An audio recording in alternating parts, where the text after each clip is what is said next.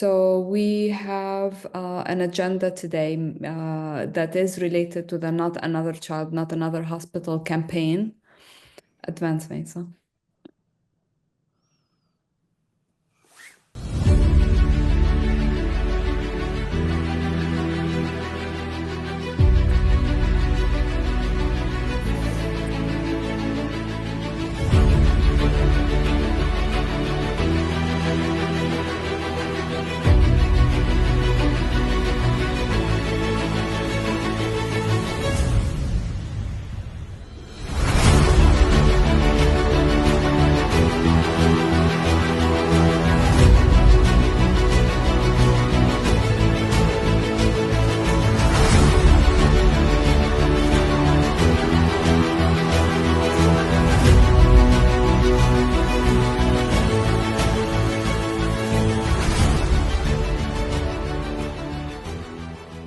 Doctors Against Genocide is demanding an immediate international intervention. We cannot let another hospital fall, nor another child die due to our inaction. The time to respond is now.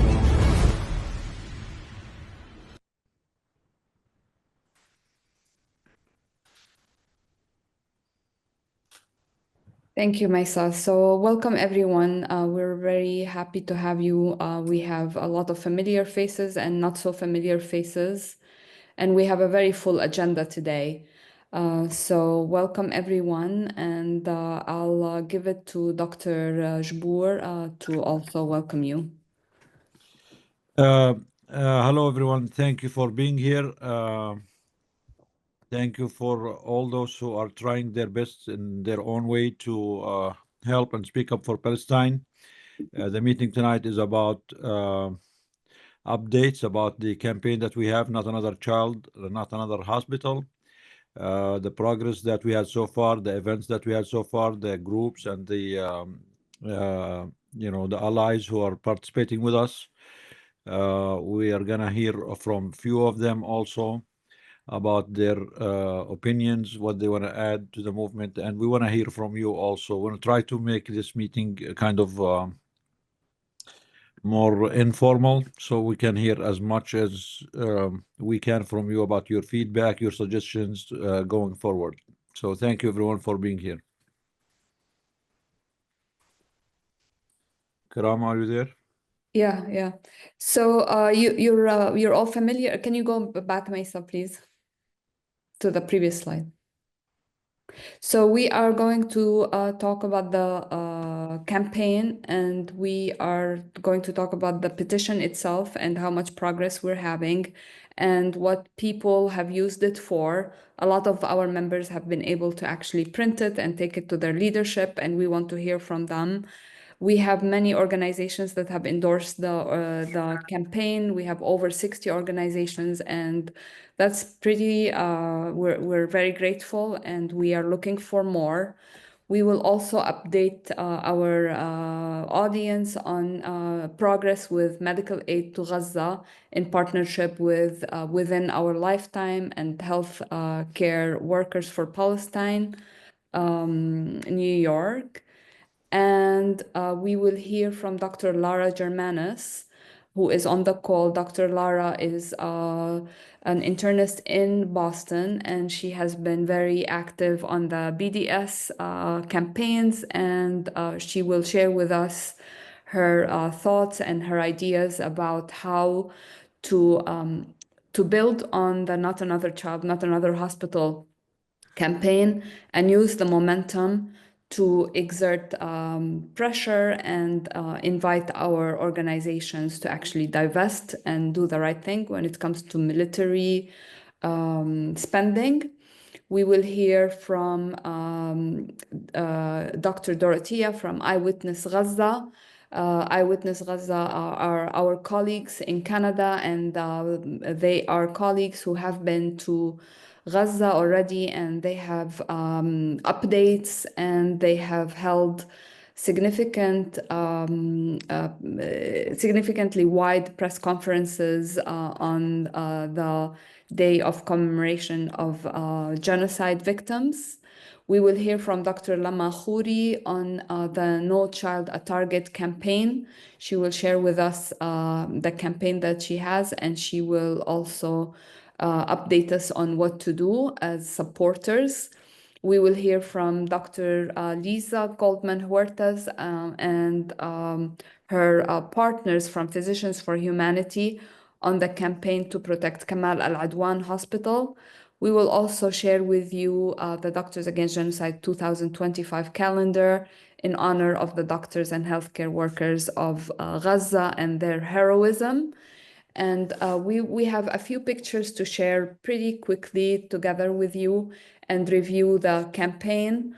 If Maisa can advance the slide, that would be great. So Not Another Child, Not Another Hospital is a campaign that has many components. One component is the petition that has been signed by over 5,500 doctors and healthcare workers. This is a campaign that is going to be used to communicate with our hospitals, our institutions, our associations, to ask them and to invite them to join us in our fight to end genocide in Gaza.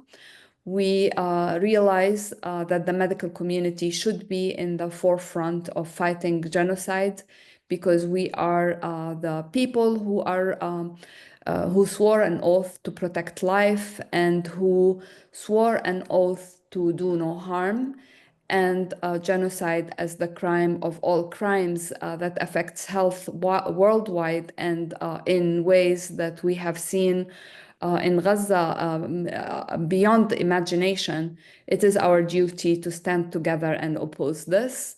And we believe that the health care community it has to stand in solidarity together and put pressure to end this.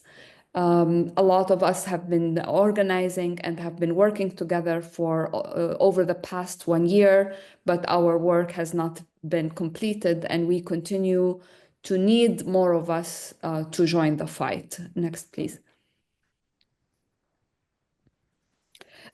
This is the kit for the campaign. The campaign is not only the petition, there are other components of it. We are encouraging people to hold press conferences, release press releases, and join each other in vigils around the country. And the vigils are best if they are in the hospital that you work in, outside the hospital, outside medical associations, outside a clinic. We have seen a lot of these visuals all over the country and all over the world. And the video that has been compiled shows a lot of those visuals. The visuals are meant to unite us and to put us in touch with each other and show that we are together in our demand. Every visual, we're asking people to read the 6 demands from the petition and to contact press. Some of us have been lucky, and we have had actually quite a lot of press coverage for the Not Another Child, Not Another Hospital campaign. We uploaded the coverage on the website, and we can share that with you. Next. These are the demands, and the demands are very simple and very straightforward. The demands are to protect the children in Gaza and Lebanon. Fortunately, there is a ceasefire in Lebanon, which is great, but the children in Gaza continue to be targeted and obliterated, and we're seeing them killed day in, day out, and their families are being obliterated. Children have a special status in international law, and we are demanding that our hospitals and our institutions join us in the call to protect them, protect the healthcare workers, and call for an immediate and permanent ceasefire, advocate for unrestricted humanitarian aid, and start a comprehensive embargo on weapons to Israel and divestment from Israel to stop the genocide and stop the ethnic cleansing of civilians, and establish healthcare education and training at any institution for patient-facing staff to provide information about war crimes, crimes against humanity, and genocide, as well as anti-Palestinian racism. Dr. Jabour, do you want to take over? No, should I- no, you're good. You're Yeah. okay. These are some of our pictures. Keep going, Maysa. From different places. The cities are, yeah, this is not Detroit. I think this is Minnesota. Keep going. This is Denver, Colorado. Keep going. Denver, Colorado. We have had over 40 visuals and press conferences around the world. If you follow our Instagram page, you will see a lot of pictures: Maine, Minnesota, Colorado, California, San Francisco, Orange County, Los Angeles, New York, Boston, Dearborn, Detroit. So we have been lucky to engage a lot of our colleagues. This campaign is in collaboration with between Doctors Against Genocide and Healthcare Workers for Palestine, by virtue of being a national and international organization where we have many members in many states. This effort is in coordination with them and in coordination with our partners in Europe, Health Workers for Palestine, in England, in Sweden, and in other countries. And I'm hoping that Dr. Lara Jirmanus can join us now. Lara? Hello, I'm just going to get on video. Sorry, just a second. I'm getting children ready for bed. Thank you, Lara. Sorry, I'm just trying to turn my video on.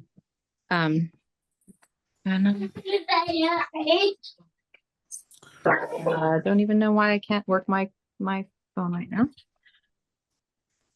Can I say So I'll just start talking. Oh, here we go. So yes, it's great to see everyone tonight. And I just, you know, I want to share a couple of brief thoughts. Oh, can you hear me? And I have a couple of students who also want to say hi. So I have a couple of brief thoughts. Oh my goodness. All right. So the first, you know, I might have to talk in 5 minutes. I'm sorry. Can I be moved a little bit later in the agenda? They're a little bit too excited. Sorry about that. Maysa, we see your email. Yeah, Dorotea, Dr. Dorotea are available. Lama is here. Yes. Hi, everyone. Dorotea? Hi, can you hear me? Yes, Dorotea. So hear me? Dr. Hi. Dorotea, she is from Eyewitness Gaza. They are a Canadian group of healthcare Goodness. workers, brave colleagues. They have been to Gaza multiple times, multiple missions. They have been very active and very strong in their support for Gaza and for Palestine. They held multiple meetings with Canadian legislature and government, and they had multiple press conferences. And their latest action about the day of commemoration of the genocide and the victims of the genocide on December 9th was kind of a global achievement in the medical community. So Dr. Dorotea is here to share with us the updates on what they did and their plans for the future and how we can all work together to, you know, empower each other in this fight. Thank you. Welcome, Dr. Yes. Dorotea. Thank you. And you can hear me, correct? Yes. Okay, my headset has been funny lately. So thank you for that very generous introduction. We on December 9th held press conferences simultaneously across 25 cities worldwide for the day to honor, commemorate, and prevent genocide. It was done in collaboration with a lot of different groups, including members of Doctors Against Genocide. So thank you so much to everybody who participated. And we are turning the footage from those days into two types of videos. One is summary videos, which captures bits of everyone's speeches, and then full speeches from each individual speaker. And those will all be made online. They are well received, although I do recognize, you know, a lot of the people who follow us are the people who are already on board with the work that we're doing and on board with ending this genocide. I'm going to say two different things about where we're at and where we're going, and they're going to contradict each other, but I think that that's just where we're at this stage. The first thing I'll say is, and it's to echo something that Karema was saying earlier, you know, a lot of these actions are spaces for us to gather, to reinforce what we're doing, to give space to each other, to be motivated to continue, to mourn what we've lost, to be in solidarity with Palestine. And that can't be underestimated. And so we will continue to hold such events. And I'm hoping that we can host some DAG-inspired vigils up here in Canada, because these are valuable. At the same time, they're limited in their efficacy in terms of moving the needle. And so we've been thinking a lot about how to be more bold, how to take stronger actions. Something that I had floated in the last meeting here is something that I'm going to start pursuing, but it's going to require a significant amount of help. And it's modeled after the 1995 Million Man March on Washington. And just a brief historical recap. That march was for Black American men to march on Washington to protest systematic racism against them. And it was called Day of Action. And then in conjunction with that Day of Action, they had something called a Day of Absence. And the Day of Absence was primarily run by Black women who were not participating in the march that particular day, but instead participated by removing themselves from the economy to send a message like, this is what your world will be like without us in it. And I've been speaking to one of the coordinators actually from that 1995 Million Man March, and he's been watching what groups like Eyewitness Gaza, what Doctors Against Genocide are doing. And he's like, you can do this for Gaza. You can do this for Palestine. And I agree. I think we need to be bolder and bigger. And so I'm envisioning a national march. Initially, I thought perhaps on Washington, but I actually think that maybe a national march on New York makes more sense. To shut down Wall Street, essentially, to shut down the economy that is funding this that is funding this violence. And connect that with a Day of Absence, where people who can't participate in the march, either because they can't make it down to the United States or because, for whatever reason, they just can't, they go on a general strike. But I think it's really important, and this is, I think we talked about a little bit in the last meeting, we don't call it a general strike because that really is problematic and it turns a lot of people off. I really, really like the language of a Day of Absence. And so for something like this to work, we would have to create local organizing committees internationally, where we can, I think, first get on board unions in order to promote this day-long action that perhaps could turn into something more. I don't know. It's a step up, I think, from what we've been doing. We've had marches, we've had protests, but trying to make a unified collaborative effort to attack the economy is where I think we need to be going. And I'm also going to say something that is inevitably going to get me in trouble at some point, but individually, I think it's important that we start normalizing the resistance. I think it's really important that individually, when we're speaking about what's going on, about what can happen, about what should happen, that we are constantly reinforcing the legal right of an armed resistance. because as we know, what we're seeing is a lot of competition in narrative, and anytime we're silent, we are allowing for another narrative to establish itself, and we have to just be constantly chipping away at that established narrative. And it's a hard thing to say publicly because it can be very easily attacked. Individuals can be attacked, but it has a legal and moral basis. And so personally and individually, that's kind of where we're headed. That I would not say is necessarily an Eyewitness Gaza position, but that's my position. And so I'm throwing that out there today. Thank you for having me. The question I'm just seeing right now is, did you mean to say an armed resistance? Yes, I do. Thank you, Dr. Dorotea. Thank you for this insight. Thank you for all what you do. Regarding the march, I think there is a march, kind of like a general march, national on DC, scheduled for January 20th. So maybe we as the medical community need to start maybe planning that we should have a significant medical and healthcare contingent there, and make sure our presence is significant. The economy and the divestment is also a very important thing. Going to New York, trying to exert pressure there is very important. Regarding the resistance, I think it's not necessarily something that will get you or anyone else in trouble. I think what we need to do is to rehumanize the Palestinians. The reason why this genocide is going on, continues to go on for 13 or 14 months, 16 months, is because the Palestinians have been dehumanized. And when you are dehumanized, first of all, that will green light your genocide, plus that robs you from your right to resist an occupation, oppression, and justice.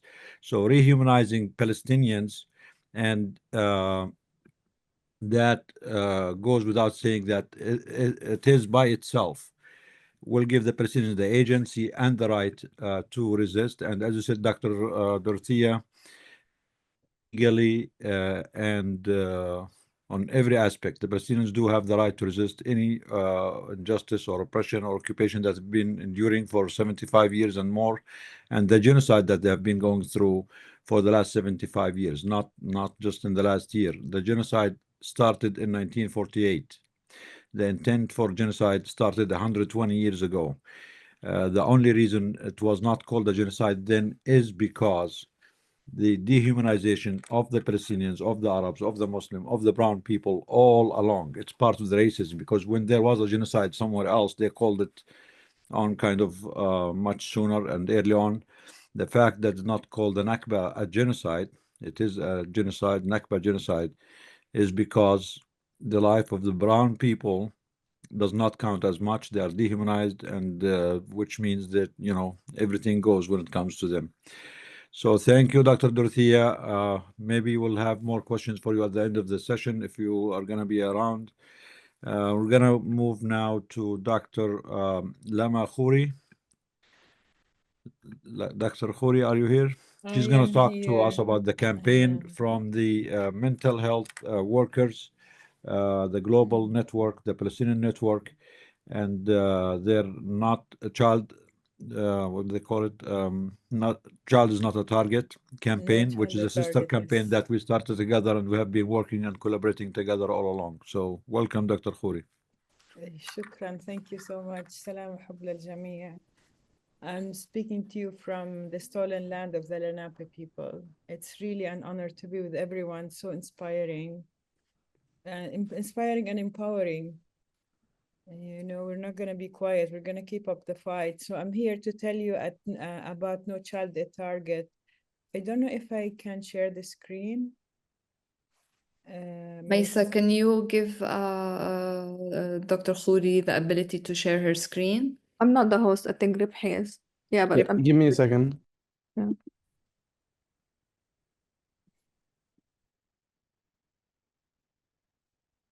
Yeah.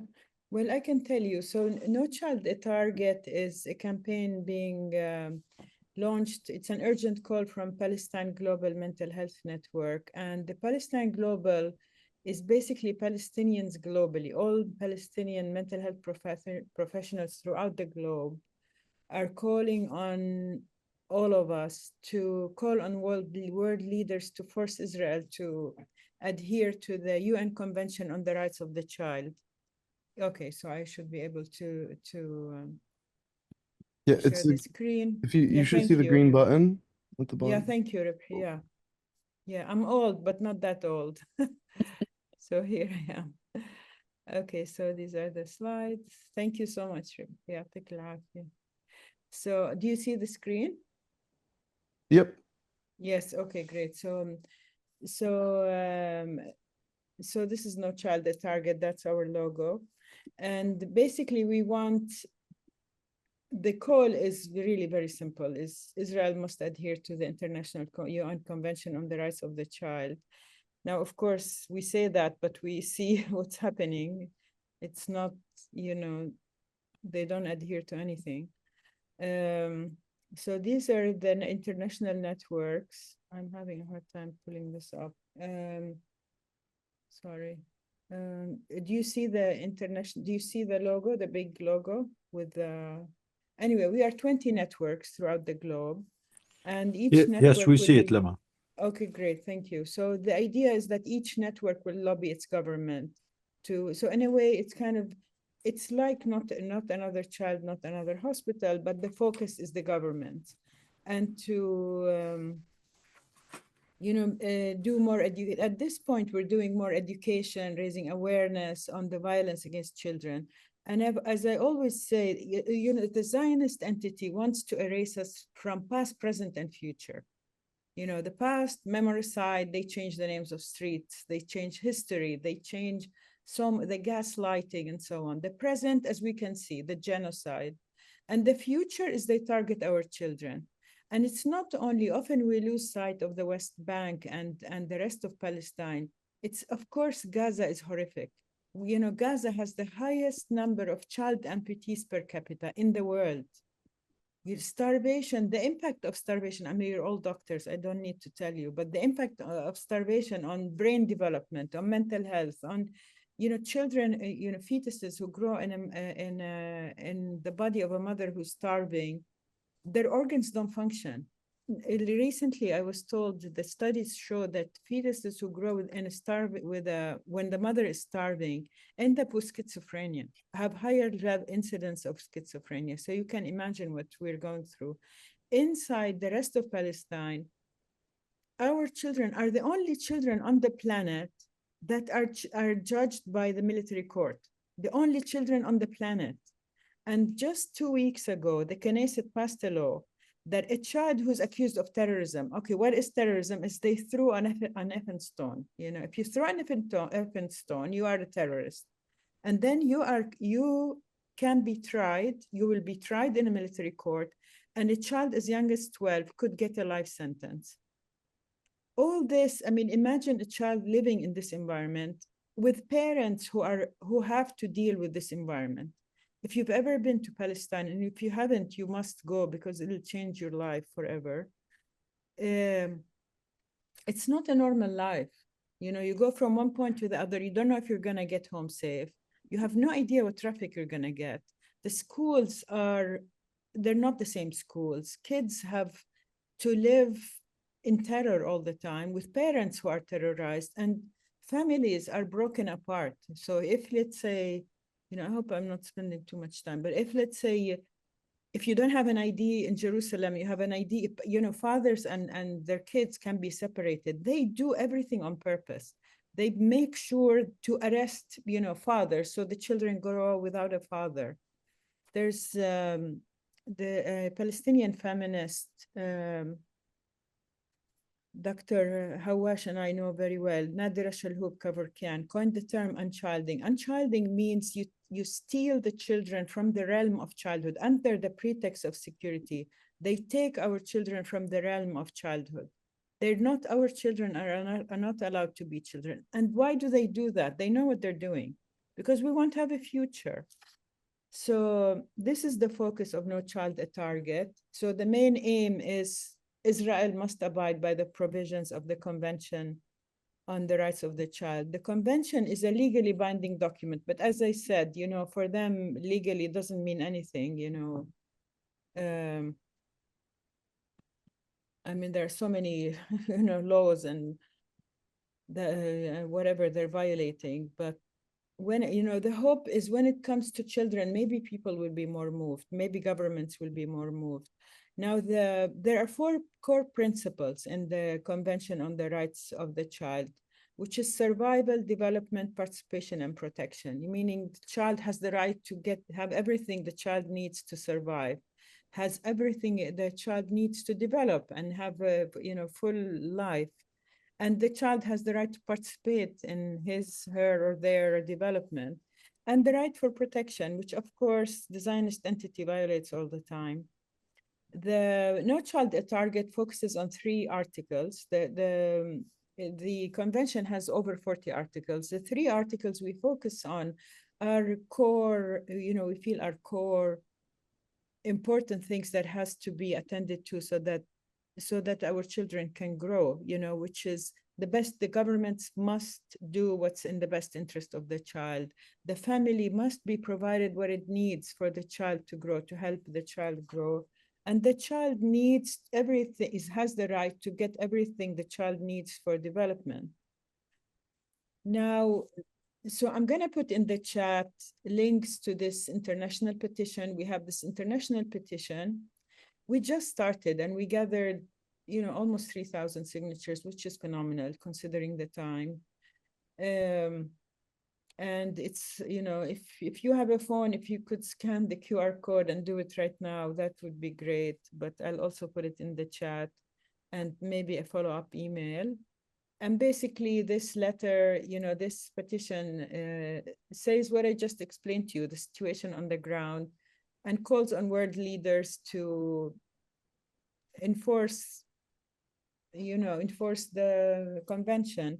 And if you live in the US or have US address, and the reason we're focusing on the US is because the head of the snake is here, please sign this. And a letter will go to the Congress representatives. January 10, we're going to Congress to lobby the Congress with Doctors Against Genocide. And finally, this is our Instagram account. Please, if you have a second, follow our Instagram account. And as I said, I'm going to put something in the chat. I'm going to stop sharing right now. And I'll put something Lama, in there was a question about whether there is a signal chat for mental health of Palestine for people who are in the mental health field to join. If there is not something like that, maybe we should start it together. That's a good idea. Yes, yes, that's a great idea. We do have something for the networks, but it's limited to the steering committee. But that's a brilliant idea. Thank you. Yes. Okay, so maybe I was gonna try to put things in the chat, but maybe for some reason, Ribhi, I can't. There's a limit on how many characters you put in, right? Is there? Oh, maybe. I'm not sure if I can control that. You can send No, thank you. Yeah, I'll send it. Yeah. multiple messages. I also sent the messages here. I'll resend it. Okay, thank you so much. Thank you so much, grateful Dr. for Khouri. everyone. Thank you. Yeah, and yes, so we are working together to build this, and when we will announce the day to go to DC and visit offices in the Congress and the Senate to present the campaign, No Child a Target campaign. And in addition to our usual demands, which is, you know, end genocide, ceasefire, and arms embargo. I think Lara, Dr. Jirmanus. Oh, yes, hi. I'm finally perfect with you. So Lara will talk to us about divestment efforts. Yes. So, part of this is just kind of a brief note. I think, I've been working on this from various different aspects. And I think, there have been many of us who've been working the legislative angle, working the media angle. And I have to say, I think after I was also involved in the Uncommitted Massachusetts campaign, and it was about a month and a half before the election that I spoke with with somebody that's kind of close to the Democratic leadership in Massachusetts, who told me that Harris would plan to cut off weapons or do an arms embargo against Israel after the election. And at that point, it just became flagrantly and abundantly clear that neither side, quote unquote, side of the political party had any interest in holding Israel accountable. And, so just, I think, just makes it really clear that it's so important to pursue this two-pronged strategy, a major prong of it being BDS. And so I'm just going to share my screen. I think I just want to make two kind of major points. One is that I really think that every kind of action that we do from now on needs to have a BDS element, because we need to exert direct pressure, because our political officials just don't think that they need to be accountable to us. 61% of the American public does not want additional arms sent to Israel, and they're just sending billions of dollars. But on the other hand, the divestment campaign is having tremendous victories. So I mean, I'm sure that folks are following this, and let me just do the actual slideshow here. But these are just a few headlines.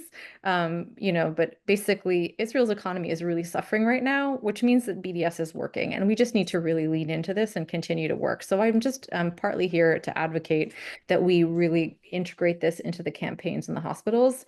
I think there's two other really key things that we could be doing, and one is creating pathways for people to enter the movement. We are the majority. It's really easy to forget that because we're facing so much repression. But the majority of people agree with us and believe that Israel has gone too far.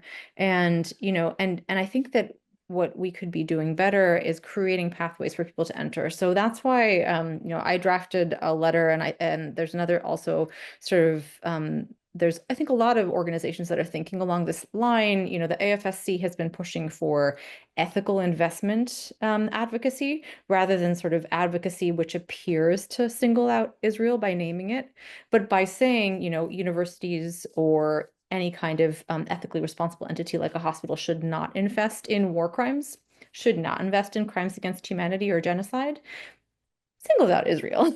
But people are afraid to put their name on something that has Israel in it. But I think if we can create pathways to draw people into the movement and make it safe to sign on to stuff like this, it's sort of easier. So I'll share again the language of a letter that you could present as a petition to encourage people at your institution to sign on. And the utility of a letter is not because I believe that that elected officials or that the heads of our hospitals are going to change their minds because they suddenly see that a whole bunch of people, stakeholders at the hospital, agree with them, but rather to build our numbers, to demonstrate that we really are a majority. And also then you have kind of a recruitment base that you can reach out to, because I think that what we don't have a good sense of is how many people really do support us, how many people would be willing to take the day off work, call out sick, or something else to demonstrate their support when it comes down to it. And so,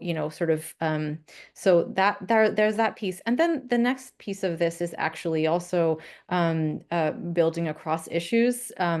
So I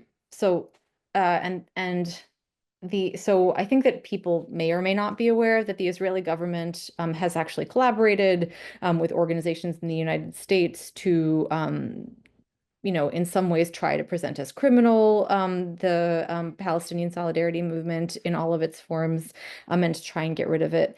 But I think that another key piece of the argument here is actually that right-wing extremists are using Zionism as a wedge to undermine diversity. And because there's a lot of, I think that there's just a lot of people that could be on our side that don't believe or don't understand that Palestine is and the way that the precedents that this advocacy that the ADL is doing in aligning itself, with these right-wing, as it has done, since the beginning of probably its creation, these kind of right-wing movements, is that the liberals that, were worried about January 6th, that are upset about attacks on diversity, that put up Black Lives Matter posters in front of their house, need to understand that if they do not support Palestine, or don't support academic freedom, if they don't support freedom of speech, ultimately it just kind of paves the way for fascism. And and there's all these interesting connections between the way that the Zionists are implementing and using similar language as these right-wing extremists that were doing these attacks on diversity. So there were, and since 2020, there have been these sweeping crackdowns on free speech.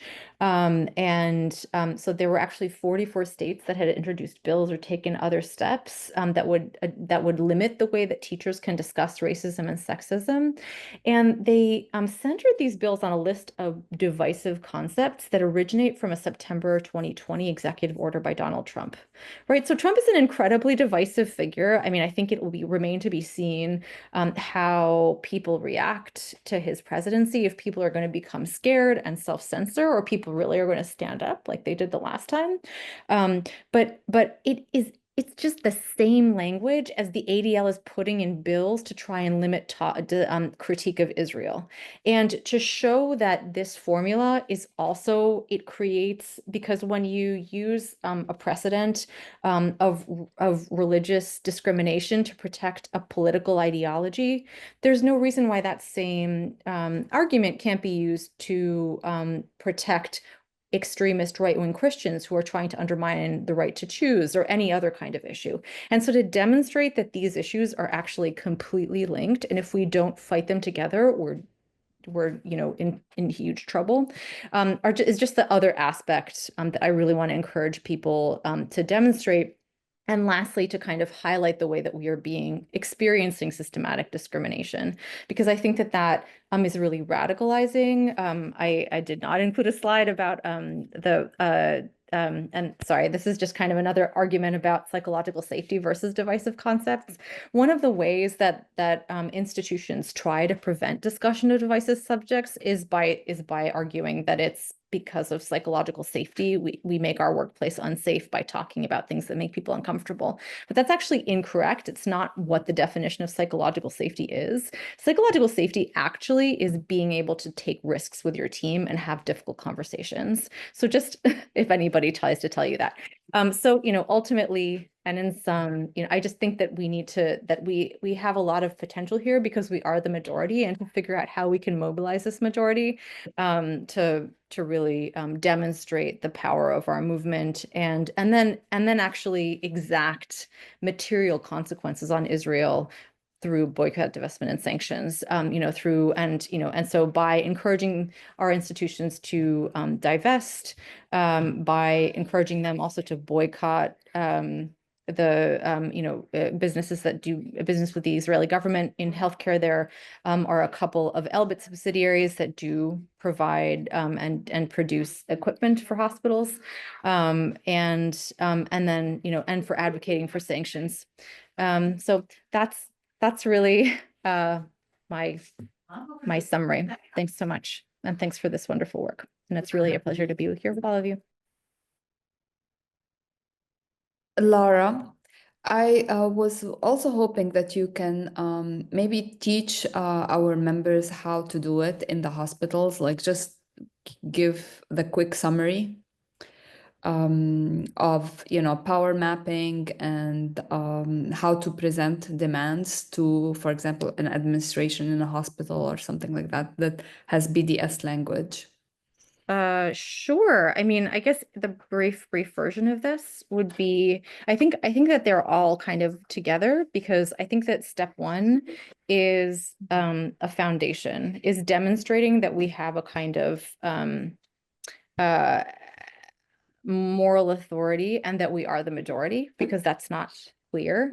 And so I think that that's why, and I just put in the chat a link to this kind of sample petition language. That would be part one. I think part two is trying to understand who are the power figures in your power structure of your hospital. I think trying to find I would say that these kinds of petitions should be addressed to the CEO and Board of Trustees. I would say that it would be really helpful. Sorry, I'm just going to turn off my video and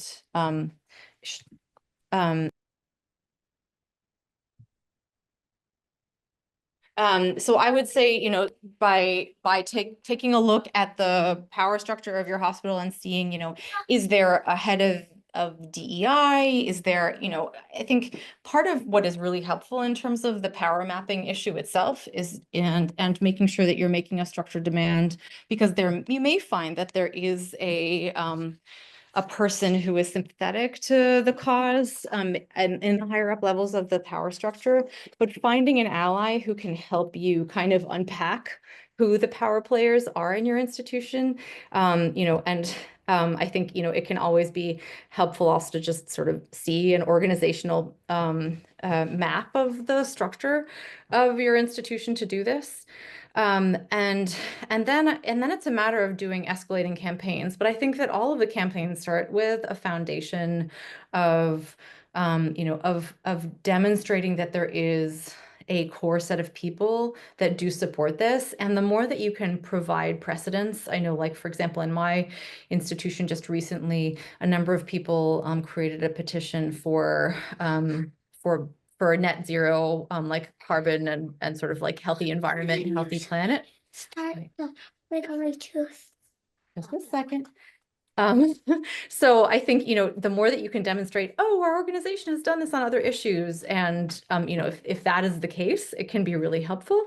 And then doing kind of escalating series of actions is, I think, the way to demonstrate, so that you, I think starting with a petition and then doing a vigil. And I think that's where the sort of repression piece, and the making the argument about the discrimination comes in, because what we're finding is, of course, like when people try to hold a vigil, they then get shut down. And then, but often the way that those events get shut down, it is very different from the way that other issues are treated. And, but people also tend to keep it a secret. And the more that we can not keep it a secret, I think actually helps to demonstrate, and this is something we've seen in Boston, where like canceled vigils that were finally exposed end up with other people kind of in the hospital being like, oh my gosh, I can't believe that happened, and being really surprised. And that, I think, is how we are slowly going to build the radicalization that we need to move our institutions. Thank you so much. And presenting demands to an administration or a hospital, demanding that they disclose their investment and whether they are investing in the military industrial complex, especially if they are engaged in human rights violation, can be an angle that we can focus on. And, I think that's something that we're working on in Boston, just, figure out the exact right language that makes it extremely hard for anyone to say no. And if they say no, if they say, we don't want to disclose our investment and we do not want to divest from the military investments that we have that are engaged in human rights violation, then I think it's on us to expose them after that. So that's how, this campaign can be a step-by-step campaign, building grassroots, building solidarity, building community, and finding the power mapping in our institutions, going to them with our demands, and then, make the demands smart and kind of like very difficult to dismiss. Without having our institutions come across as quite immoral. Absolutely. I think in closing, I guess one thing I would say is I think that this stuff can be really hard to kind of map out from start to finish. And so the more that we can come here with little steps and like check in and see how it's going and report back, I think the more that we can learn from each other's experiences. And so, because I think it's just hard to know how it will go until you try.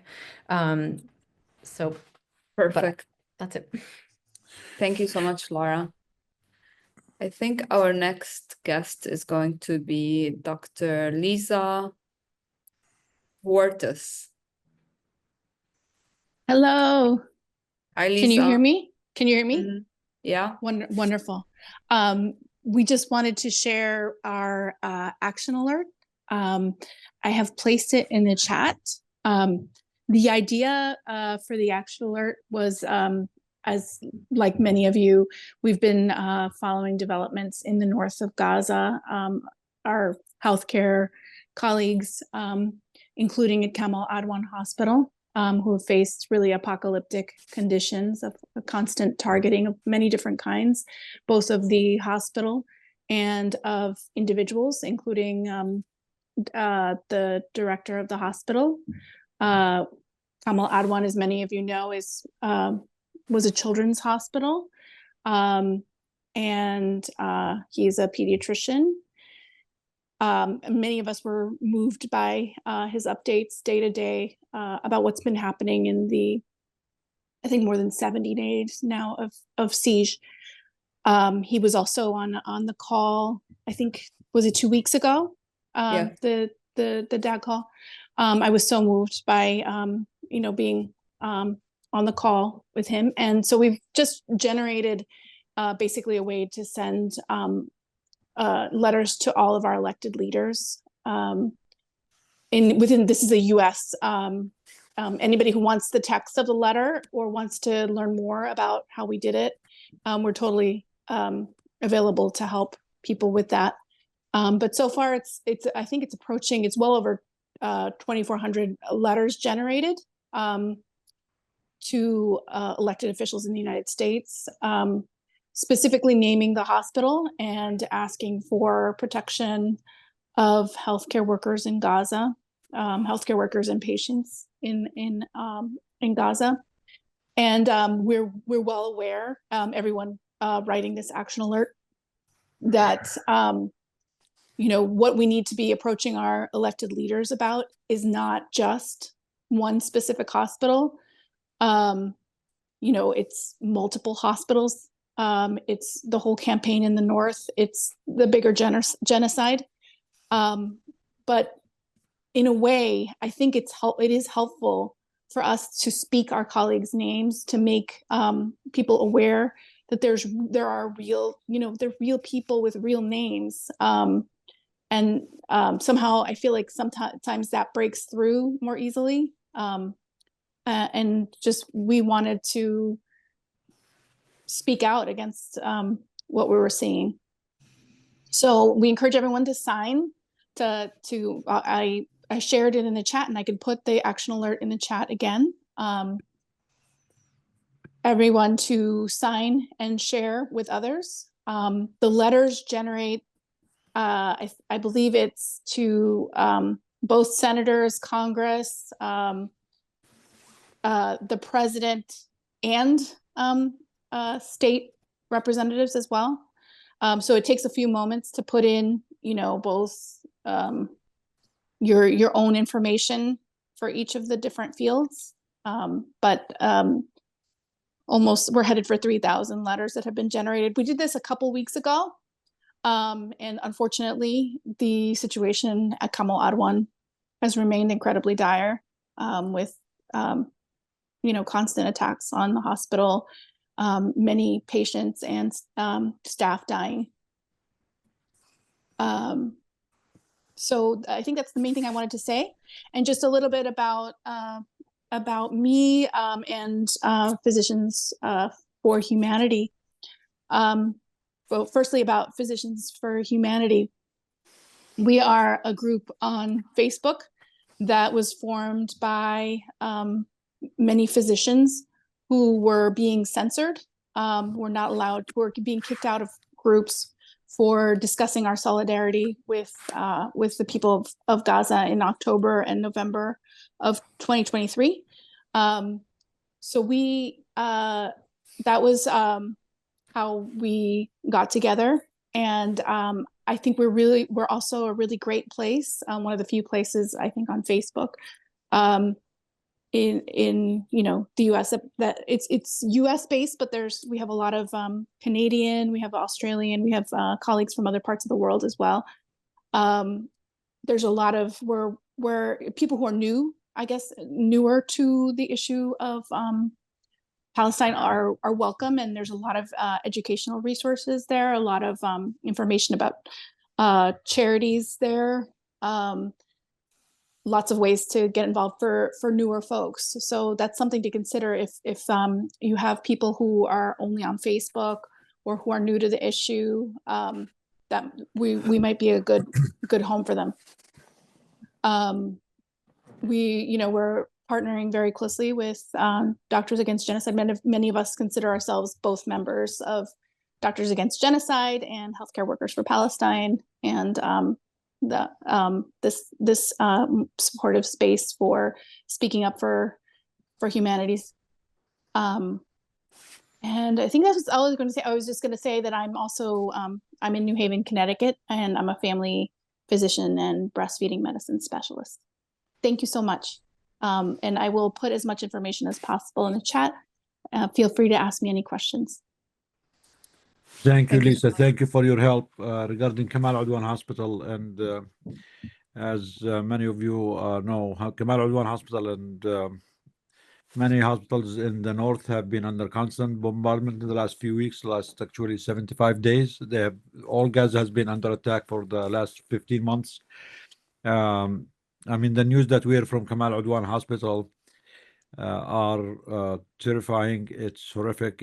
They're under, constant threat, constant attack inside the hospital, outside the hospital. No one can leave. No one can go in. No aid, no medication.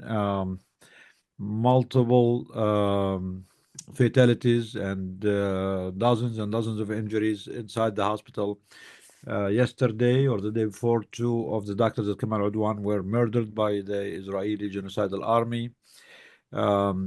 The director have been calling the whole world for intervention to protect the hospital, to send aid with minimal response, if at all. And it is really frustrating that after 15 months of the genocide, we're still in this point that we cannot move, we cannot really do anything tangible to protect our colleagues and to protect the children and the civilian in Gaza. That's why I really, want to emphasize the sense of urgency upon all of us to try to do more as much as we can. What Dr. Jirmanus mentioned about the divestment, the BDS, what Dr. Dorotea said about being more bold and more daring, approach our, institutions, our decision makers for immediate action. What is happening in Gaza is just beyond imaginable. It's worse than any horror movie that we have ever imagined or saw. And the world has not been listening. It's frustrating to try to do anything because it seems like nothing is working, nothing is significant or strong enough to stop this horrendous crime. But at least we should keep trying. Every single step, every single voice, every extra action hopefully will help our people in Gaza, the civilians, the children, and anyone else in the world who can who's under threat. Plus, even if we cannot help them like now or urgently or immediately, our work is very important because we really need to change these institutions, the way that all these institutions, whether the United States, Canada, globally, the United Nations, the governments, the way they have betrayed humanity, the way they have betrayed their children, the world, the way they betrayed healthcare, means that this is not a system that's worth saving. We really need to keep pushing to change, dismantle, decolonize, change these institutions in a way that become much more responsive much more aligned with we the people, not with the institutions, not with the second interest, not with the lobbies, not with the APAC, but with we the people, all of us, whether in the United States, whether in Canada, whether in Europe, whether in Asia, all over the world. The people need better institutions to protect humanity. All what we have now has failed. Gaza has, exposed all of them, and every single institution we have in the world is a failed institution. Every government is a failed government. Every hospital is a failed hospital. Every medical school we went to is a failed medical school. Every law school is a failed law school. Everything we have in the world, every institution we have in the world is an institution that helped bring us to this point where there is a genocide that has been video streamed to the whole world for the last 15 months, and none of us can do anything about it. So, Karama, I think we have a couple of more things we want to share about Doctors Against Genocide. We have a couple of, we're trying to focus more on advocacy. Can you stop the video, please?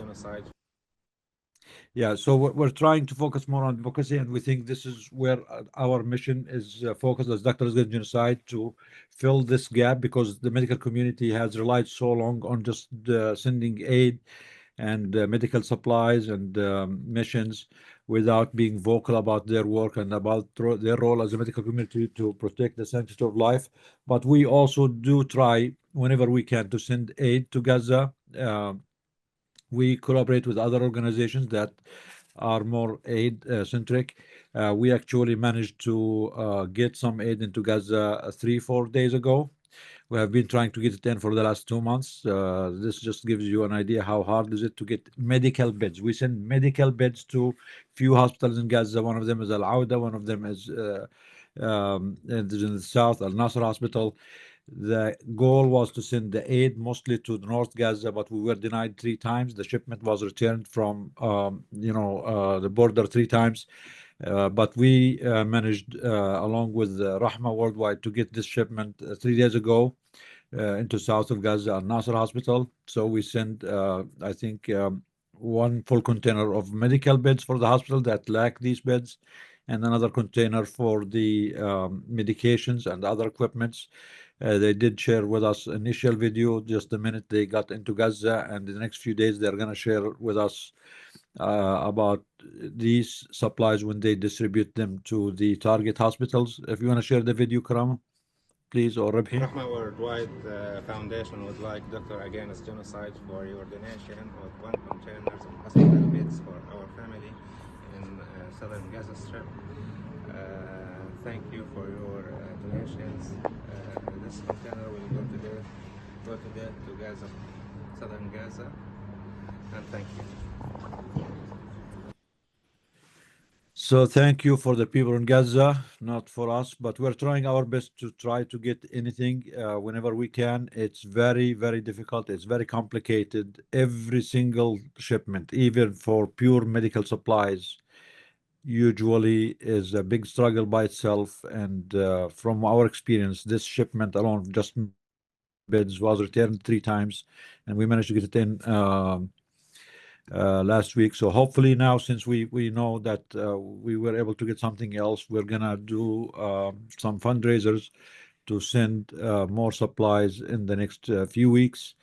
There is also Nidal, just before the fundraiser for this shipment. Actually, we had partners within our lifetimes and healthcare workers for New York.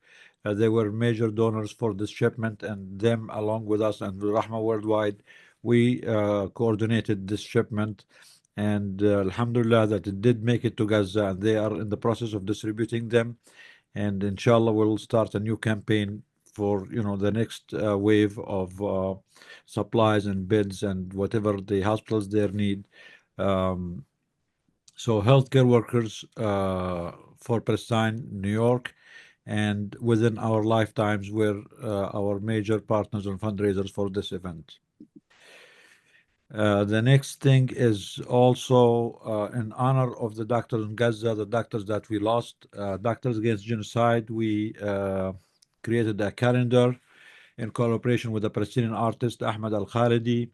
We wanted through a Palestinian art to honor and commemorate the memory of the doctors that we lost to the genocide. We had a calendar of 12 months with 12 paintings. Each painting says a story about our people in Gaza, the healthcare workers, the doctors, the children, the hospitals. In a way, we wanted Gaza to be honored in an artistic and impactful way. This is the least we can do for them. We are sharing a few pictures. This is the calendar. You can go on our website. You can order your copy. You can order more if you want to pass it to your friends. But each picture has a story, and each month also we tried. I know we lost so many of our people in Gaza. That it's hard to mention everyone and mention every event, but we try to do highlights for each month about the major events that happened in that month and the names of the heroes that we lost. So for the sake of our colleagues, we had this calendar for it's there available on our website. Please, anyone can access it. You can buy as many copies as you want. You can send it to your friends. And also, as part of the Not Another Child, Not Another campaign, we are encouraging our groups, different cities, to get some of these calendars, and they can pass it to their decision makers, to their CEOs, as a way to, introduce themselves and talk to them and let them learn more about what happened in Gaza in this past year of genocide. So this is also something we're going to be including or incorporating into our Not Another Child, Not Another Hospital campaign. And Anything else, also Karama?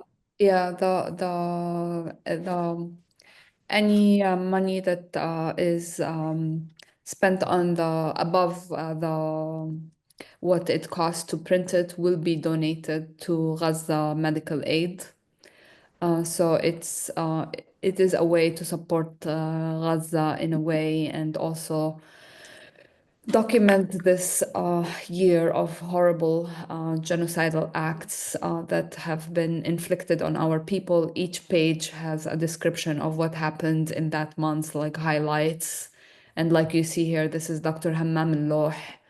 And the artist has spent a lot of time putting very significant writings, like there's أطباء ضد الإبادة in Arabic, and very very intricate details. There is the kufiye, the pictures of children and their moms in the tents. These are the tents in the refugee camps. So it is for us, it was very painful to see, and at the same time, the beauty of it is something that is quite, I would say, miraculous.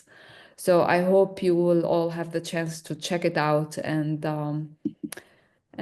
support Gaza and support us when you do that.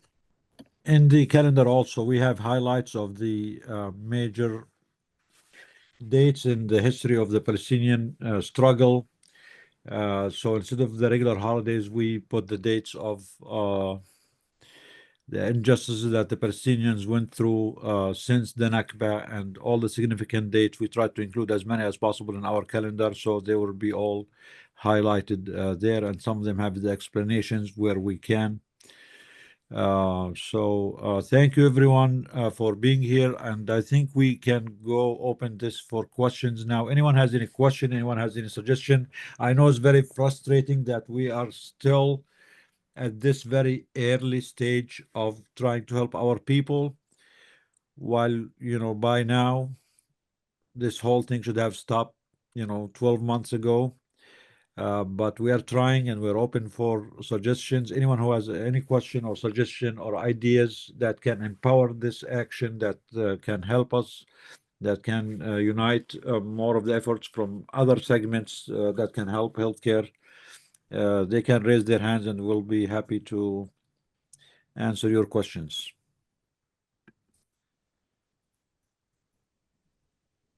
Any questions, please?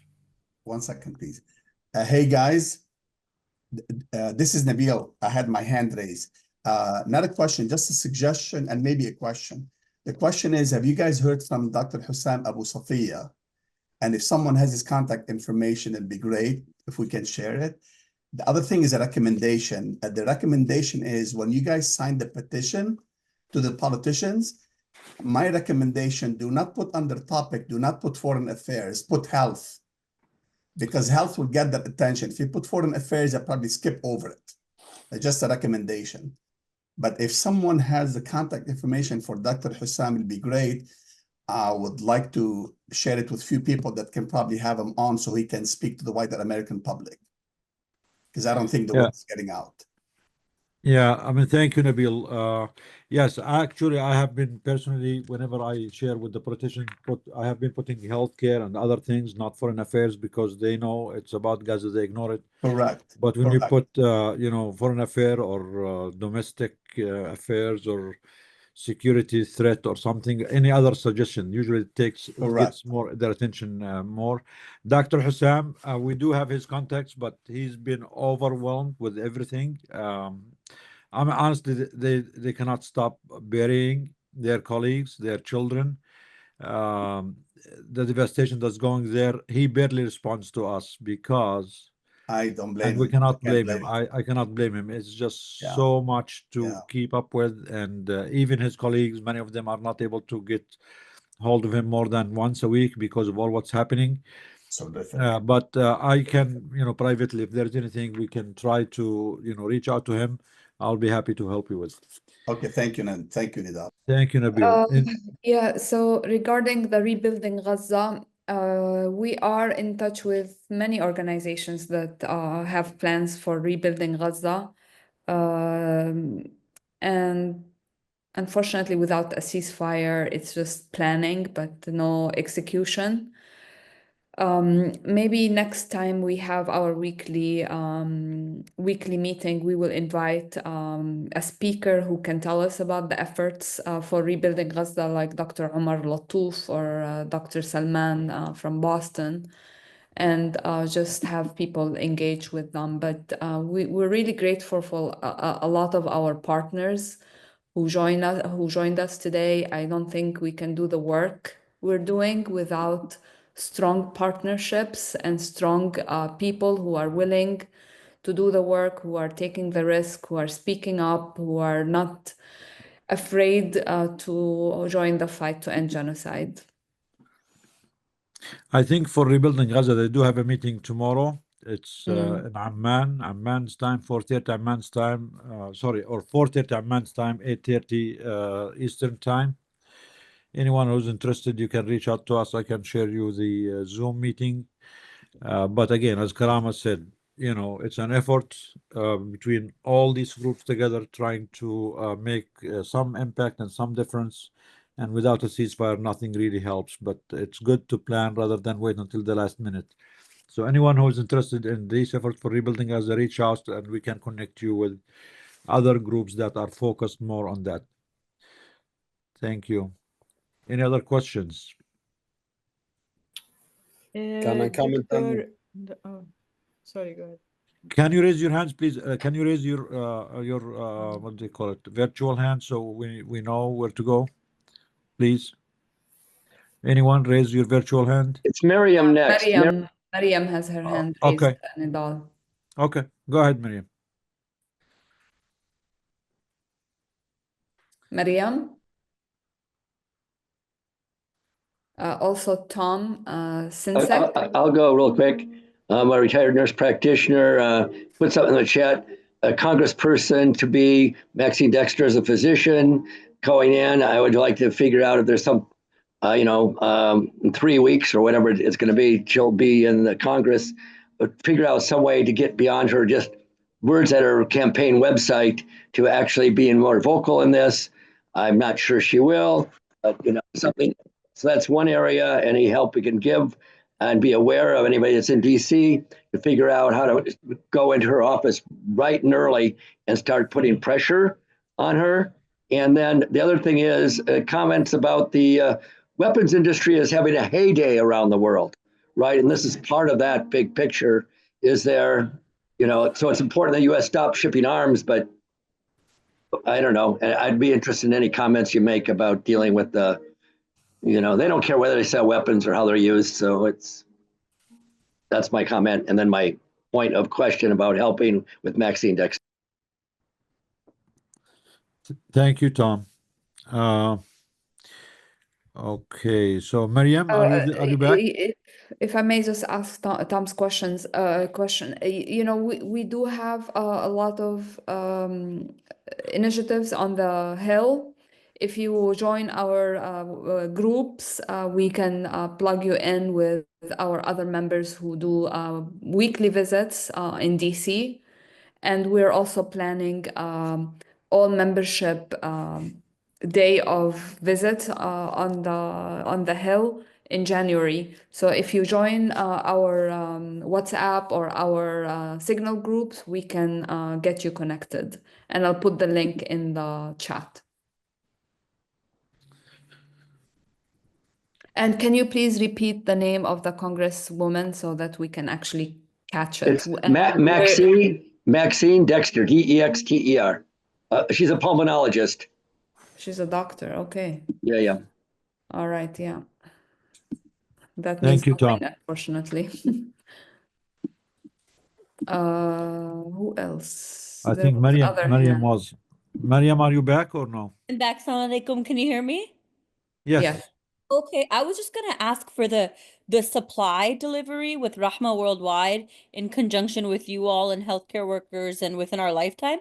Was it like you all raised funds and then sent it to Rahma, or did you guys have actual supplies that you collected here and then sent over there?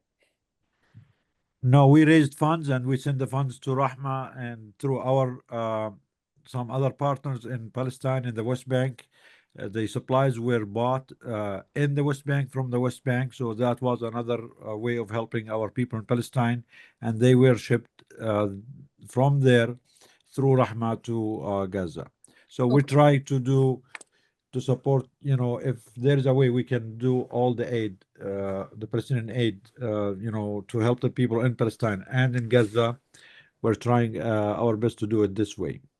Gotcha. That makes more sense than us trying to get supplies here, because that probably is too messy and wouldn't work. Is that right? So supplies from the United States is first of all, they are very expensive. Second, it's very expensive to ship them. The third thing is there's a lot of problems on exporting them. You have to go through a lot of regulations, so it makes things much harder. But through Rahma, actually, we managed to do things in a much more practical and easy way. We just raised the funds, we gave it to Rahma, and us and Rahma, through our partners in West Bank, we bought it from local Palestinian, medical supply stores and companies, and they were shipped to Gaza from there. Thank you so much. That's helpful. Thank you, I Mariam. think Dr. Khouri has her hand raised. Can I? Okay. Lama. Lama, Yeah. So thank you so much, Dr. Karame. So first of all, I want to say thank you to Doctors Against Genocide, and special thanks to Ribhi, who really helped tremendously with the petition and everything. So shout out to you, Ribhi.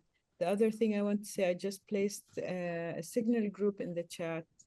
I'm placing it again. Please join. Thank you. Thank you, Lama. I want to have Sheikh Nimr. Sheikh Nimr Eid, are you there? Yes, I am. Ahla wa sahla, Sheikh Nimr. Welcome. Thank you for being here, and welcome with your question. Thank you. This is my first time joining. I'm not a doctor, but I'm a medical devices inventor. I'm very impressed with all the efforts that you are doing, all of you across the board. I did share with Dr. Nidal yesterday an idea. I was just reminding you, if you can present it, will be very good, or you can elaborate about it. Yes, inshallah. I think there is a little problem with the connection. There is some delay with your connection, Sheikh. But yeah, thank you for being here. Thank you for reminding me. The idea of Dr. Nimmer, there is a hospital in London that has kind of a display in front of the hospital, display of the victims and the children who are, lost in Gaza. And it's a big screen, a digital screen that's there on the entrance of the hospital. And the suggestion was if we can have, this type of action in many hospitals in the United States, that would be very helpful. And I do agree that this is very helpful, but I think at one stage we can add this as one of our demands or part of also negotiation with the hospital, administrators once we get there, is to have them put a display to educate the public and the patients about what's happening in Gaza. Unfortunately, here in the United States, most of the administrations of the hospitals are not on our side yet. I think this will take some time to get there, but it's a great idea. It's a great idea. The problem is all these hospitals, they are a private property, and unless we convince those who are running these hospitals to do this, there is no way for us, as individuals or individual healthcare workers to do this. When you told me about it, I was thinking about if we cannot do this, we can also use projectors. Sometimes we can use many people, and protests used projectors to put the display on the hospital walls. That's what it is. It's yes, actually a projector. a It is projector. actually a projector. Oh, it's a projector. So Yes. that's much easier to do. And Yes. actually, we're thinking about implementing something on that, on that front soon, inshallah, to to add it to our campaign as a further step to the vigils and the press conference that we are doing, to also have projections and project, the picture of the children, the hospital, the doctors who are being murdered in Gaza. So I agree with you. Great idea, the Sheikh Nimr, and inshallah we'll work on it. We'll include it in our discussion and try to I implement. have one more comment to add in Go here. ahead. I found during the activities that we are doing to stop the genocide in Gaza, we did hold a live meeting with some doctors from Gaza and Brown University students and staff. Okay, and we had an incredible number. And we planned it. It took us 6 days to plan it and arrange it. And we succeeded to put it live on the screen for the students and the staff. And we are trying to continue doing this with another colleges and universities. So my question is, has this been done in the hospitals, where a group of doctors that they can go into a conference room and arrange ahead of time to access the screen or live and have different doctors know that so they can get an update directly live from Gaza, even if it is once a month or once every 2 months. Yeah, that's another great idea. I think some hospitals or some lectures or some panels include the doctors from Gaza who were live. Because of the connections in Gaza, sometimes it worked, sometimes it did not. We actually here, our Zoom meeting 2 weeks ago, we did have Dr. Hassan Musafia from Gaza, and we were lucky at that time. He managed to join us and speak to us live. But then we haven't been able to have any steady connection with him. The situation has gotten, unfortunately, much worse. Their connection is much worse, and they're under much more pressure now that they don't even guarantee that they will be available or safe at any point of time. But if you have any connections, if you have any doctors in Gaza who are willing to do this, we can encourage our members to hold. I mean, whenever they are available, we can create the event to suit their time. Just let us know who's available and when, and we can adjust ourselves here to hold an event or a panel or a discussion based on their availability. So that will be another great idea to supplement the efforts that we are trying to raise awareness inside the hospitals. Okay, Chuck. Just, you know, a lot of people are asking about the Zoom meeting with Dr. Abu Safiya. It is on our YouTube channel, and I posted the link. Please share it with colleagues, share it with the hospitals. The Zoom meeting had a lot of information from Gaza, so it's a good way to communicate with people. Thank you very much, and Jazakumullah khair. Thank you, Sheikh Nimr. Thank you, Karama. We have Gabriel has a question. Hi, can you hear me? Yes, we do. Okay, good. Thank you. Yes, I'm a reporter from the San Fernando Valley Sun also newspaper here in the Los Angeles area. My editor, she's actually spoke with a Dr. Fatah, who was working with Doctors Against Genocide and spent some time in Gaza himself and had told me his experience working there. And so what I wanted to ask is, I know earlier it was said that there was supplies that managed to get supplies into Gaza a few days ago. But I still wanted to ask what the hope or the likelihood of getting more supplies hopefully coming into Gaza, and if there's any knowledge of how many hospitals are still standing in Gaza. So there are some supplies that get into Gaza, but it's very limited. I mean, from our own experience, this is something that we got approval for about 3 months ago, and this is our fourth attempt to get it in. We managed to get it in 3 days ago. So there's a lot of supplies outside Gaza that is waiting to get in, but Israel is not allowing in. And even when they do allow, they only allow a small fraction. And once they allow that small fraction, they also don't allow it to the places that need it most, because our goal was to send these supplies to the north, but we couldn't get there. It's completely blocked. Nothing can get in the north of Gaza. So we end up sending to the south. There is a need in the south too, so it's not like we're wasting them. The hospitals in the south are also going through terrible times, and they need all the help that they need or they can get. So there is a huge need for supplies, but the amount of supplies that are allowed in is nothing compared to the need. And even when they allow it, they control everything, and they usually divert it the wrong way. And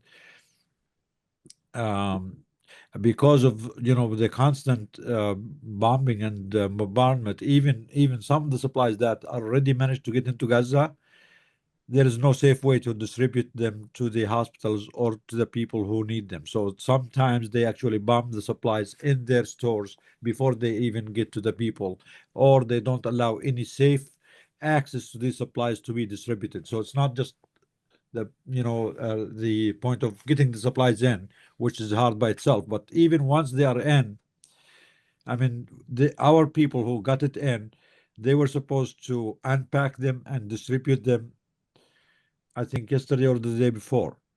And when I talked to them today, they could not manage to get to them until now. They are there, but because of the constant bombing, no one is able to get to the supplies to unpack them and try to distribute them to the hospitals around. So it's just they're trying to give you hardship at every step of the way. They want to make the life of the people unbearable. They want to exterminate the whole people there. They want to make Gaza uninhabitable, and they are doing this beyond imagination of any normal human thinking or imagination. It is a sick society, and we know from history, when you read about genocide, we said genocide is a disease. It's a public health emergency, but the societies that are committing genocides are diseased themselves. It's a psychotic society. It's not a normal way of thinking. It's not rational thinking. It's not something that you can rationalize with or reason with or negotiate with. Every genocide in history has to be stopped by force, by sanctions, by dramatic measures. No genocide in history has ever been stopped with nice words or negotiations or appealing to them or trying to awaken their conscience. When someone is psychotic, They think that all what they do is godly, is the truth, and they don't feel they're doing anything wrong. So other than sanctions, real sanctions, crippling sanctions on Israel, nothing is going to stop this genocide. And also sending peacekeeping forces from the regional powers, from the international community, from the United Nations, to help protect the children and the hospitals. Anything short of this, I don't think it's gonna work. So I'm sorry. Does this answer your question, Yes, it does. And Gabriel? yeah, it does. Thank you. And do you also, to your knowledge, do you know how many hospitals are still remain standing in Gaza? I mean, the total number of Gazan hospitals, 36 hospitals. There is 0 hospitals that are fully functional now. 0. Not a single hospital in Gaza that is fully functional. But there are a few left, about total 5, 6 hospitals with very limited capacity, partial operation, but all of them are short on supplies, on staff, on food, on fuel, on medications, on surgeons. North of Gaza now, after they murdered the last orthopedic surgeon there who was retired. He was going back to work. He's an old elderly man. He went back to work to help his people because there was no surgeons left. They murdered him yesterday. So in the north of Gaza, there is no surgeons left to operate on the victims, the daily victims. I mean, every day there are hundreds of massive injuries to the children, to the women, to the civilians there. And imagine being there without having a single surgeon to help with them, to help these injuries. So it's very devastating. In the north of Gaza, the only hospital that's still functioning is called Kamal Adwan Hospital. That's why they are targeting it now, because they want to force them to evacuate, or they're gonna kill them there, because they realize that as long as there is a hospital in any area that is functioning or partially functioning, the civilians around the hospital feel some sense of safety or security, like at least if they get injured, there's a hospital they can go to. That's why it has been an Israeli policy since after the first time with Al-Shifa hospital, that destroying the hospitals has been a deliberate action now, and it's part of the ethnic cleansing, part of the genocide, because they know that once they destroy the hospital, once they destroy the schools, once they destroy the water infrastructure, there is nothing for the people left to stay for, and they will move on their own. So attacking the hospital is not a mistake. It's not something that's happening because of there's any kind of security threat on Israel, or whether because they're militants there or not. No, it is a deliberate way to destroy the health care system so people can move once they lose hope that even if they get injured, there's no one there to help them. Connecticut has there have Connecticut Palestine Alliance. Hi, can you hear me? Yes. Yes. My name is Omar Scott Antar, and I was just wondering if this group knows of a sister. Her name is Deborah Widener, and she was a Connecticut psychiatrist she was in Gaza, I think in August for a few weeks. I just wondering if you guys know of her. And she was able to get into Gaza through the Palestinian American Medical Coalition or Alliance or something like that. I'm just curious. PAMA Association, yes. Say again? It's PAMA, Palestinian American Medical Association. Yeah. Yeah. Are you aware of Deborah Widener? No, actually, if we would be happy to connect with her. So the reason I brought her up is that we were thinking of having a speaking tour of her experience, because she even submitted some abstracts for psychiatric journals about her experience, and because she was able to record, the patients that she interacted with there, and so we just wanted to professionalize, relaying her experience both to the medical community as well as the general public, including perhaps politicians, to influence policy. And so I just wanted to know if you guys had any knowledge of her and any advice on that issue. The other thing is just a statement. Just before you move from this, please. Yes, we would be happy if you connect her with us. Plus, we also want her to connect with Dr. Lama Khouri, who's also part of the global mental health network for Palestine. I think both of them will work great together, and we as Dr. Against Genocide are more than happy to help and also support her work. So thank you, Omar. Please reach out and with her information, and we will be happy to help on both tracks. What's your Omar, other question?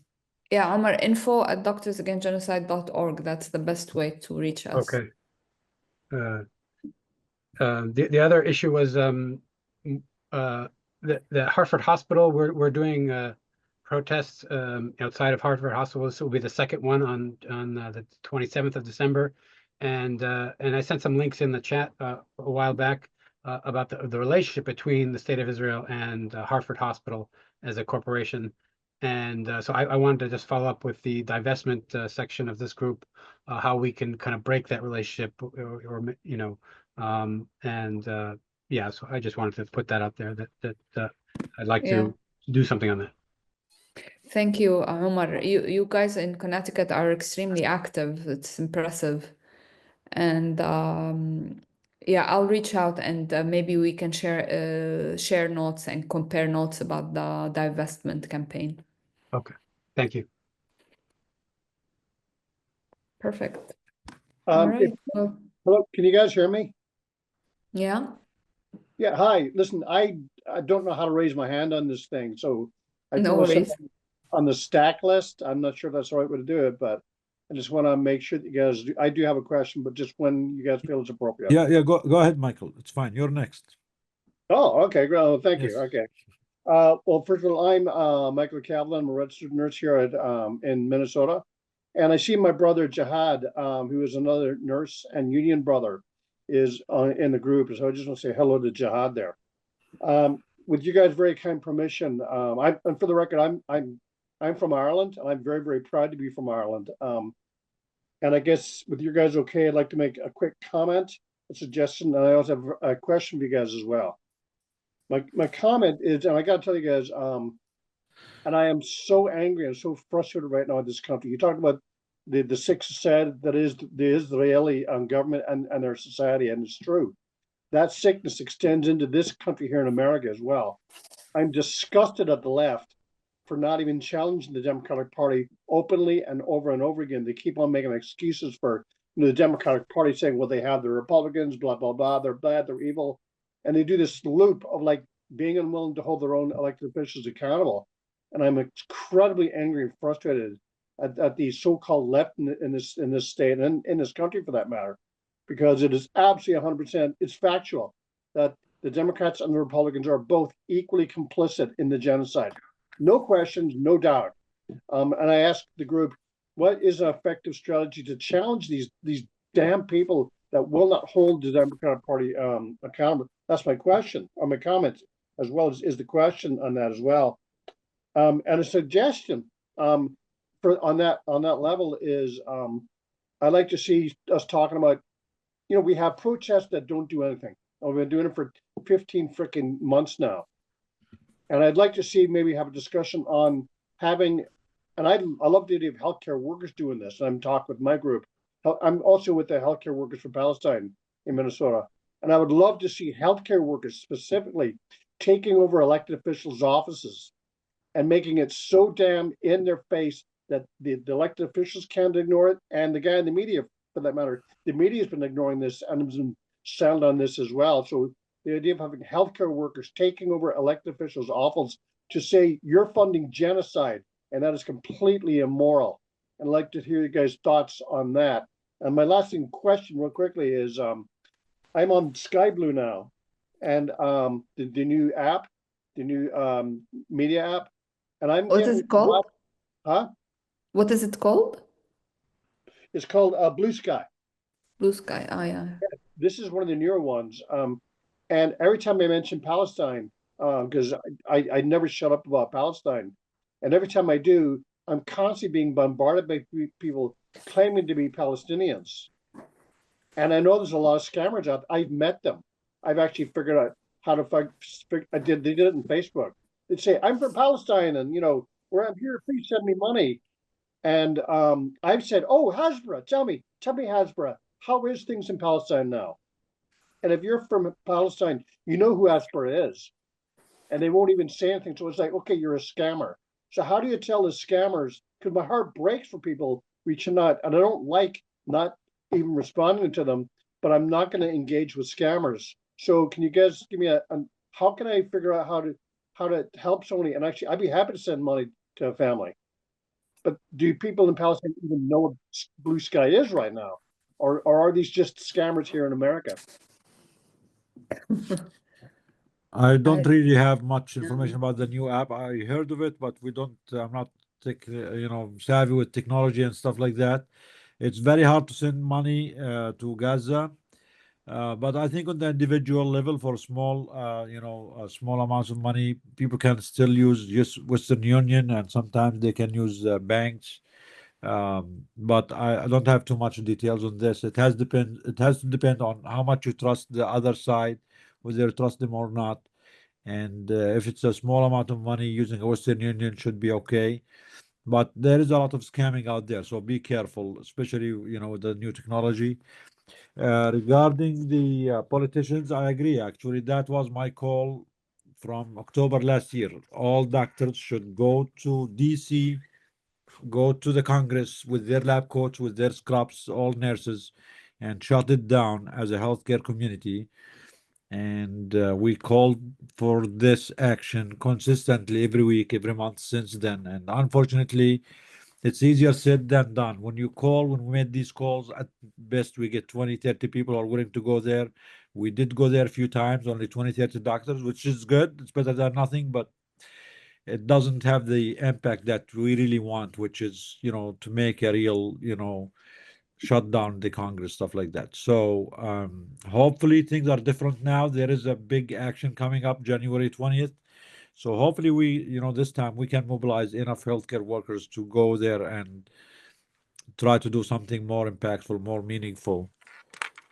Maybe Iman can talk about her experience on the Hill for a minute. Yes. Hey, everybody.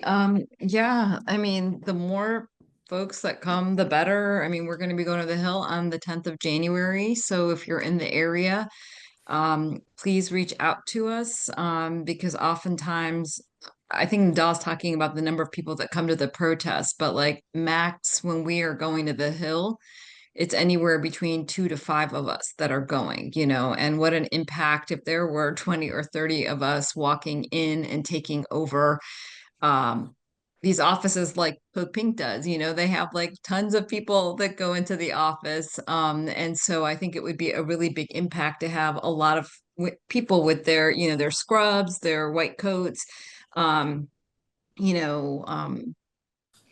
to the Hill. So if you're in the area, I know it's not easy to travel, but if a number of people are going to go, I can make appointments. We tend to go on Wednesdays, and the next time we're going is January 10th. Iman, sorry to interfere really quickly. Work with Medea Benjamin from Code Pink in DC. She's connected to every person you can imagine. I'm aware. We connect with her a lot. We see her there every time we go. Okay, she's perfect, amazing. perfect. Yeah. Nabil, you cannot do anything without Medea Benjamin. You cannot. Medea was on the call earlier. Yes. Actually, she was on this call. On the call, yes.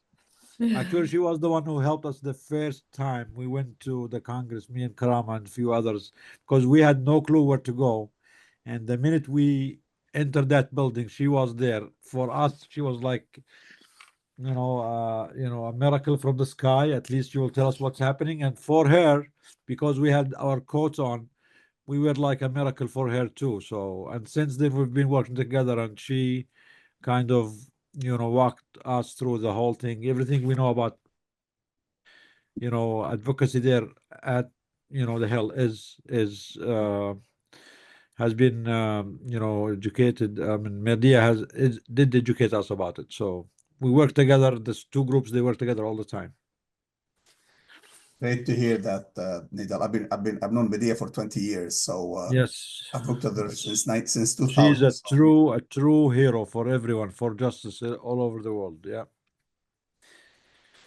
Any Great. other questions, I guys? think we're done. No more questions. خلاص. Dr. Bedroni is here. Where is Dr. Bedroni? I'm sure he has questions. He always has questions. He's Nabil's friend. Dr. Bedroni? Maybe he's not paying attention, or maybe he left. He's probably cooking. Maybe he's cooking, yeah. Yeah.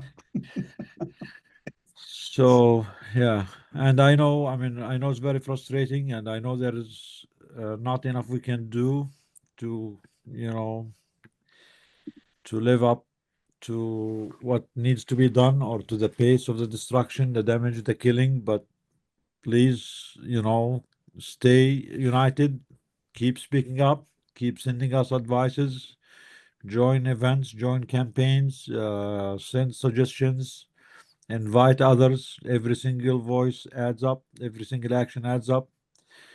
The other side is very strong, and it's big on criminality, big on money, big on organization. That's why our fight is hard. But again, we're not gonna give up, and we're gonna keep trying until the genocide is over, and until everyone in Palestine and everywhere else in the world is free. Any other questions, guys?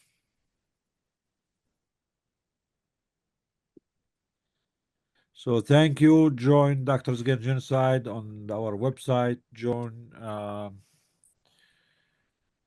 Yeah, Dr. Bedron is there, but he has no question. Thank you for your support, Dr. Bedron. Thank you for being here. So follow our social media, our Instagram. And again, please keep talking about Palestine all the time, every time, and keep thinking about Palestine and what else we can do to be more helpful and more impactful. Thank you and good night, and inshallah we'll see you all next week. We have a weekly meeting, and we'll see each other every week with updates, new ideas, new suggestions from everyone. Good night. Good night. Thank you.